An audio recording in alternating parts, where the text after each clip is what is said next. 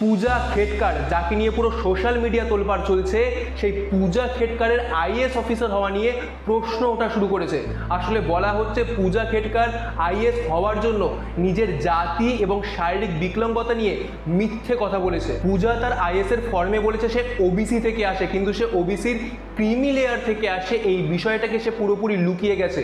ওবিসির creamy layer মানে যাদের বার্ষিক আয় 8 লাখের বেশি, আর এই ওবিসি ক্রিমি লেয়ারদের জন্য এক্সট্রা কোনো রিজার্ভেশন থাকে না। এবিপি নিউজের রিপোর্ট অনুসারে পূজার পরিবারের কাছে 110 একর কৃষি জমি, 1.6 লাখ বর্গফুটের মধ্যে 6টা দোকান, 7টা ফ্ল্যাট, 900 গ্রাম সোনা, 17 লাখ টাকার সোনার ঘড়ি, 4টে গাড়ি, 2টো প্রাইভেট লিমিটেড কোম্পানিতে পার্টনারশিপ এবং একটি অটোমোবাইল ফার্ম রয়েছে। এছাড়াও পূজার নিজের কাছে 17 কোটি টাকা সম্পত্তি রয়েছে। একটা মানুষের কাছে এত সম্পত্তি থাকা সত্ত্বেও সে কি করে ওবিসি ক্যাটাগরিতে ফর্ম ফিল আপ করতে পারে?